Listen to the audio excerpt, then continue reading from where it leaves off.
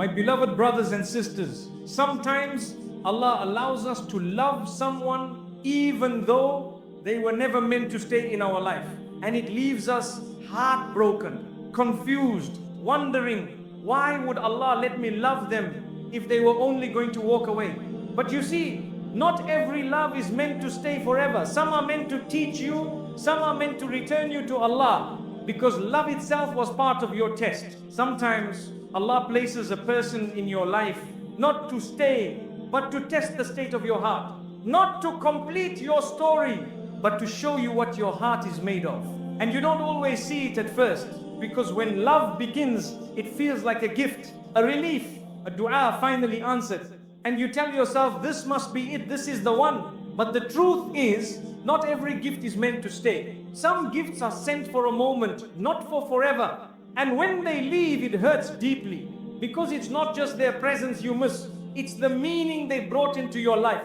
You remember the late night talks, the excitement of hoping, the way you carried their name in every sujood, like a secret only Allah knew. You did it the right way. You prayed, you waited, you asked for guidance. You asked Allah to protect the love, and still it ended. And now you're sitting there with your hands trembling, wondering, Ya Allah, why?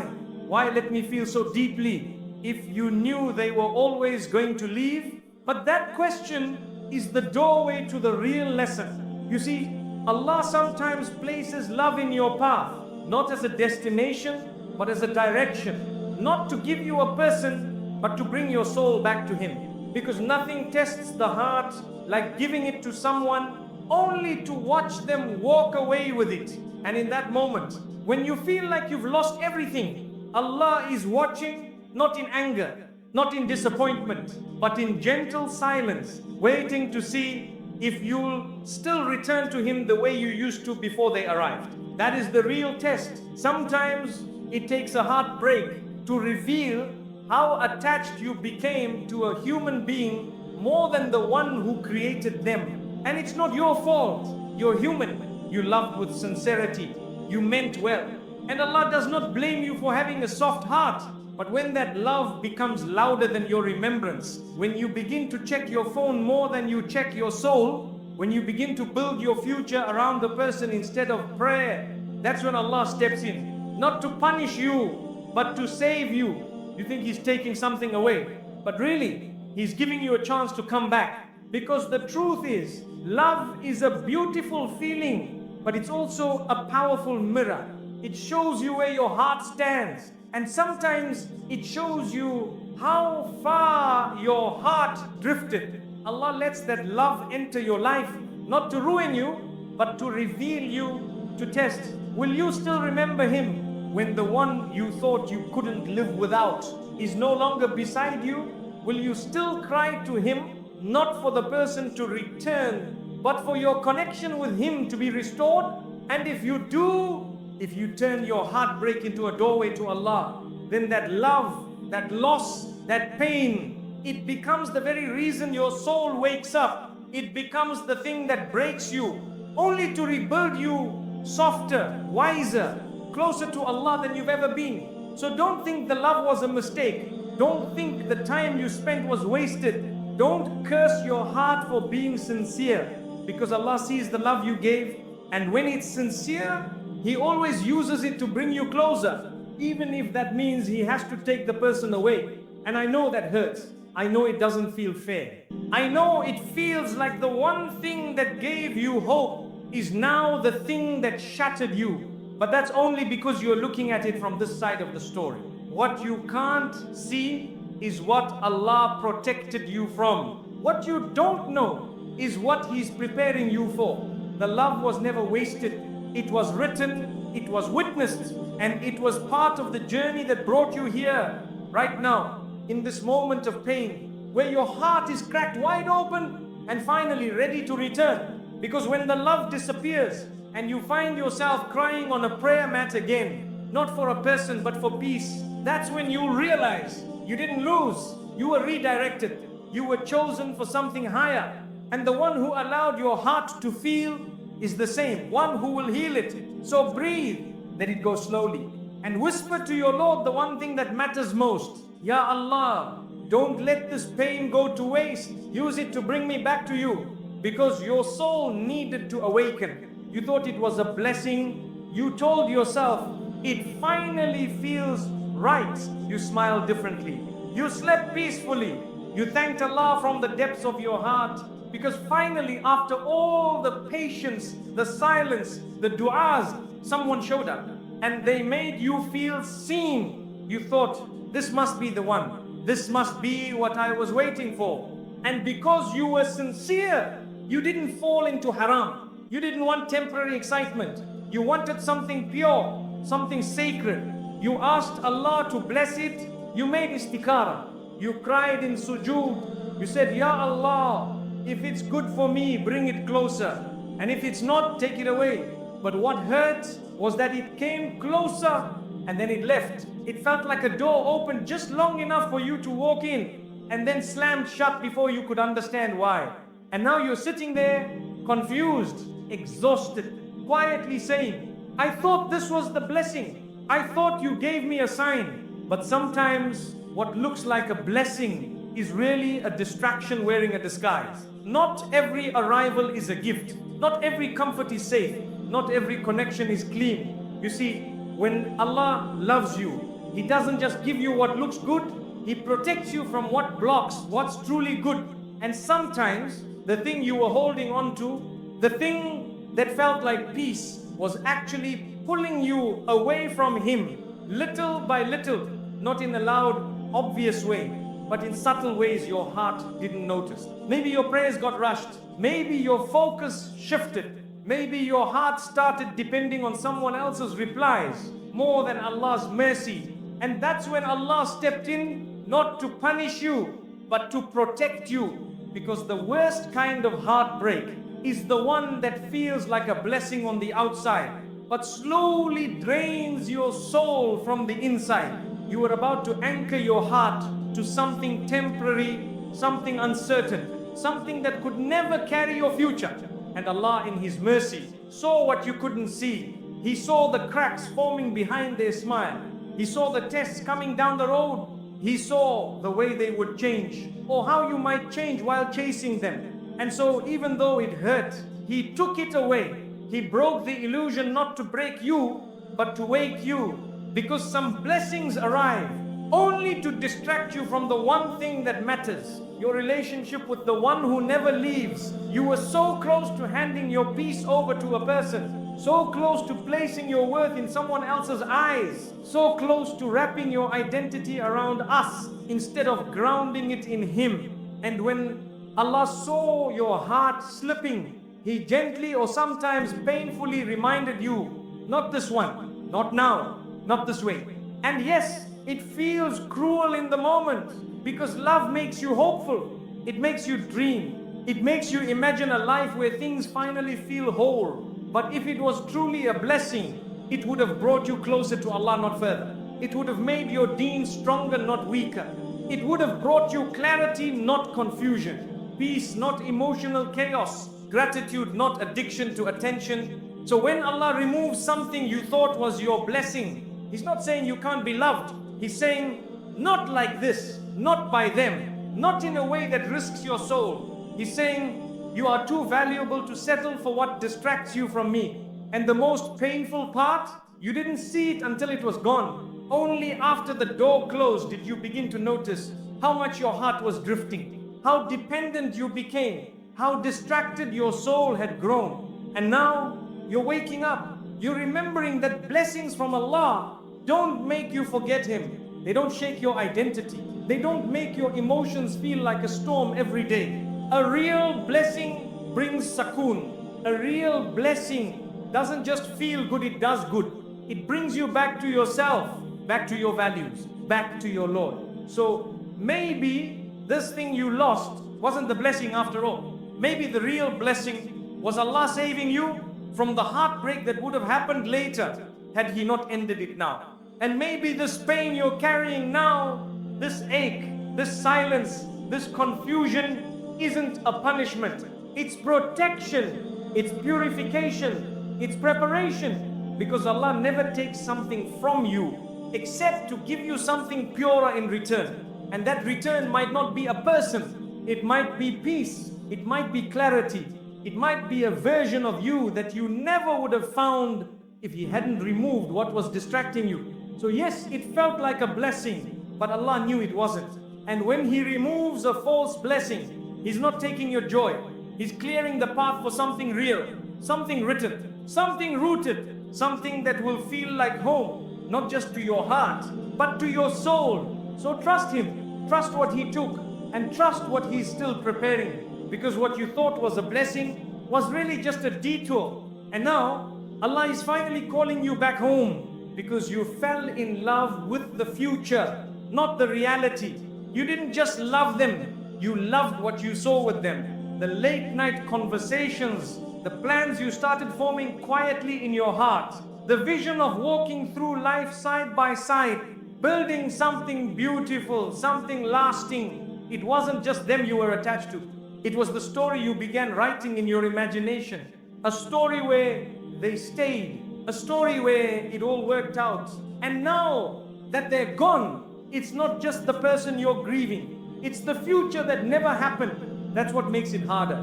Because it's not just their absence that aches, it's the emptiness of all the what could have been. You miss the version of life you thought was finally arriving. The conversations about marriage, the peaceful walks, the way your name sounded next to theirs in dua. You had pictured the Ramadan together, the dreams, the healing, the becoming. But Allah saw what you didn't. He saw that this future you built in your heart was made of imagination, not reality.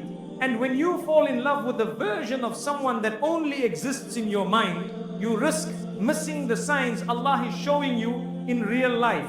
You overlook the red flags. You silence your instinct. You force it to feel right because it looks right in your dream. But your dream is not qadr. And Allah in His mercy won't let your heart stay chained to a future that isn't written for you. Because if it was written, it wouldn't have left. You see, sometimes the person isn't wrong. They just don't fit the version of life Allah has prepared for your soul. And no matter how much you love your plan, you must learn to love His decree more. You thought you loved them, but maybe you loved who they could have been, not who they actually were. You saw potential, growth, change, and you kept thinking just a little more patience, just a little more time. But time doesn't turn a maybe into a written, and effort doesn't rewrite qadr. Allah knew that if He let it continue, you would have built your life on the hope of who they might become and not the truth of who they were. And one day, that would have broken you more. So He ended it now. Before the papers, before the marriage, before the deeper attachment, He broke what you were building, not to destroy your hope, but to correct the direction of your heart. You fell in love with a dream, but Allah's mercy removes anything that blocks you from the reality He has written. And yes, you may still cry over it. You may still wake up wondering, what if it had worked? But the truth is, if it could have worked, it would have. If they were meant to walk beside you in this life, you wouldn't be reading this now with a heart heavy and hands empty. So stop blaming your sincerity. Stop punishing yourself for dreaming. You had a beautiful heart. You wanted something good, and Allah saw that. But sometimes He breaks the fantasy so you don't waste years chasing a shadow. He removes the wrong future.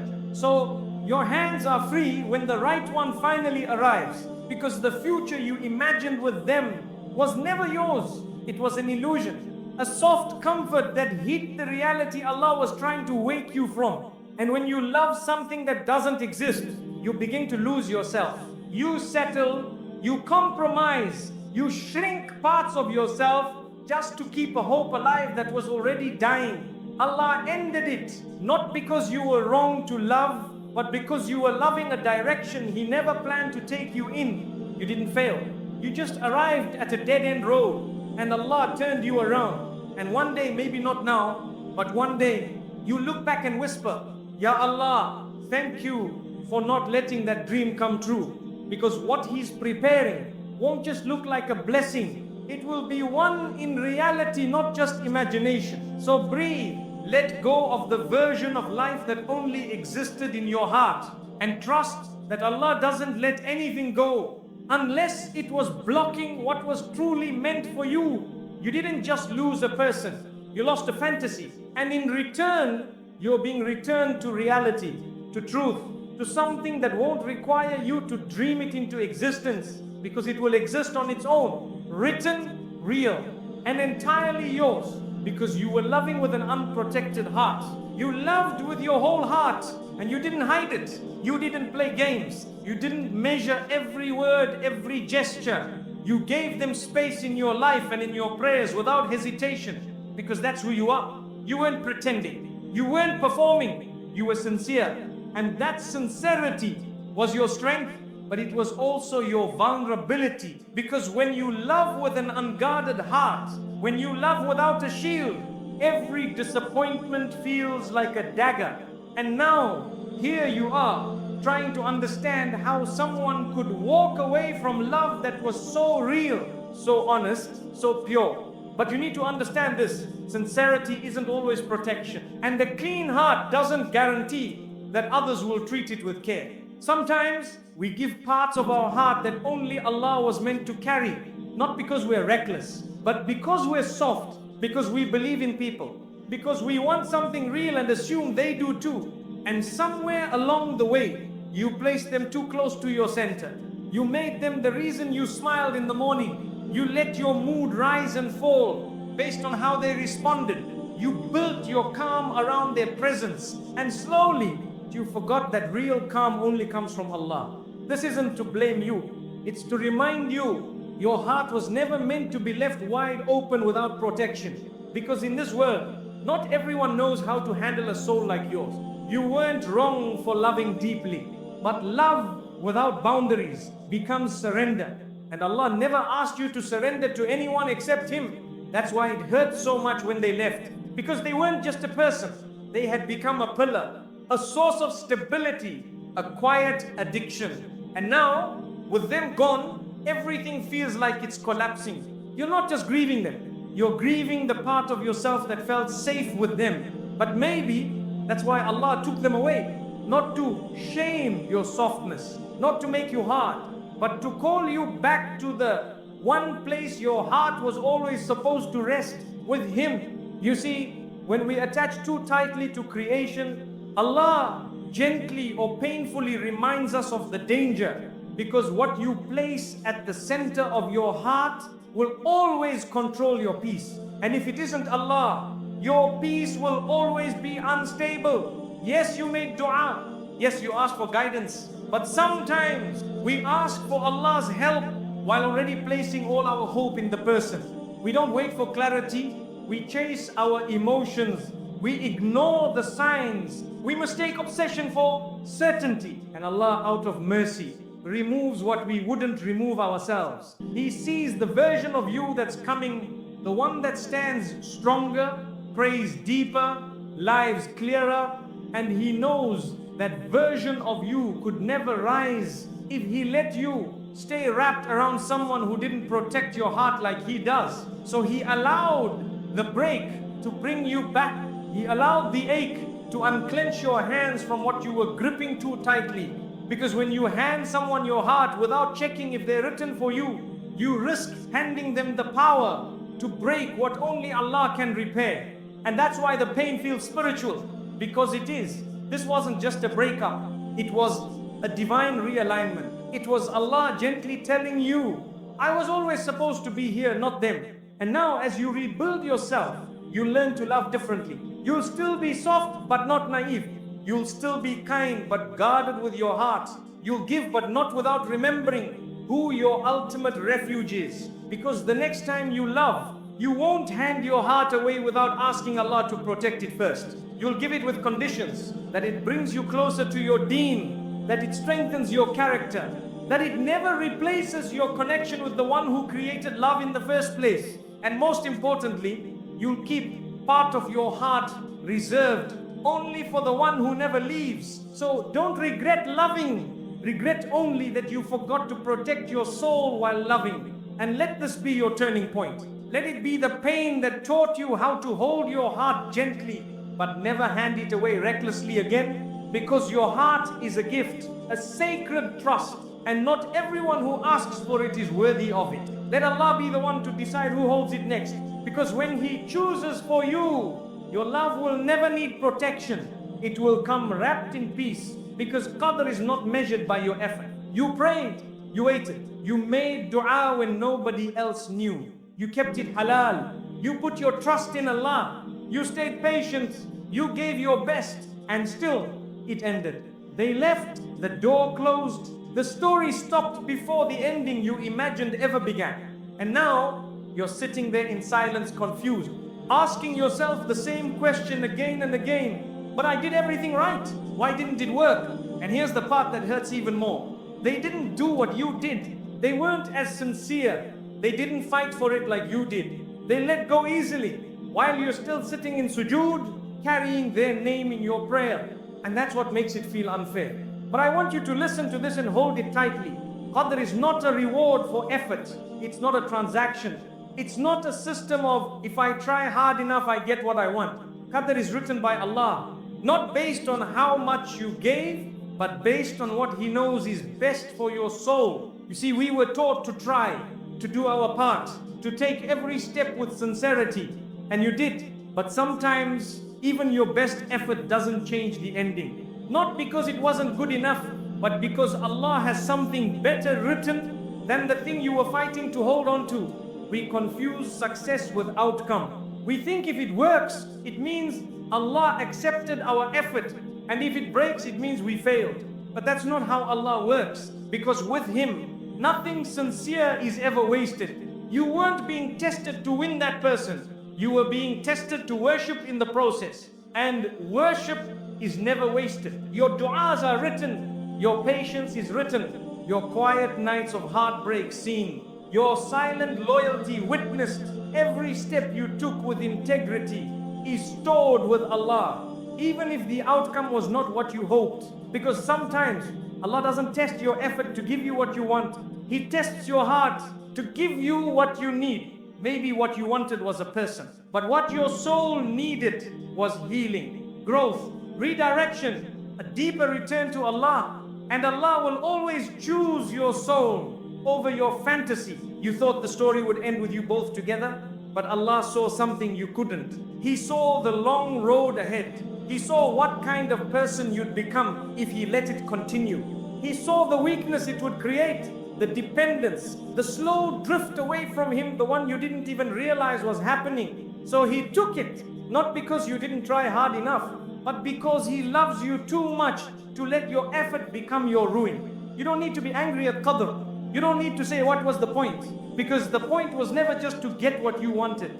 The point was to become someone who turns to Allah through love, through pain, through every unknown. And that's exactly what you became. Your heart broke, but you're still praying. You're still whispering His name through tears. You're still waking up and choosing to trust again. And that is what Allah wanted to build in you. Because what you wanted was a relationship, but what Allah wanted was your transformation. He wanted to peel away the part of you that thought effort alone controls destiny.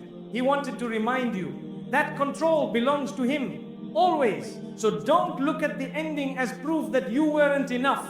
Look at the sincerity you showed and know that in Allah's eyes you were more than enough. But they weren't written, and no amount of effort can change what isn't written, just like no amount of distance can stop what is. This isn't failure, it's divine protection. Sometimes Allah closes a door that you tried everything to keep open, so you learn that it was never your effort holding it in place. It was His wisdom allowing it to stay just long enough for you to grow, and then removing it before it became a trap. And one day you'll thank Him for not letting it work, because what's coming won't need you to try this hard to keep it. It will be written. Effort will meet ease, patience will meet peace, and your heart will finally rest without forcing, begging, or breaking. So tonight, hold your hands up to the one who wrote your story. Tell Him, Ya Allah, I tried my best, I did it for you. I accept what you've written, even if I don't understand it yet. And know this, when Allah sees your sincerity, He never leaves you empty-handed. What's written for you is not late. It's just waiting for the version of you that doesn't attach effort to outcome, but attaches love to submission. And that is when qadr becomes your peace, not your pain, because they were sent to teach, not to stay. They came into your life like a quiet sunrise, soft, sudden, you didn't even see it coming. But once they were there, everything started to feel a little brighter. You laughed more, you hoped more, you allowed yourself to believe again. And maybe for the first time in a long time, you felt seen, heard, chosen. You thought, maybe this is the person Allah sent to finally stay. But then just like that, they left. Not with drama, not with closure, just distance, silence, and space that keeps echoing. And you're sitting there whispering to Allah, why would you let them come into my life if they were never meant to stay? Because deep down, you weren't just building a connection, you were building a future.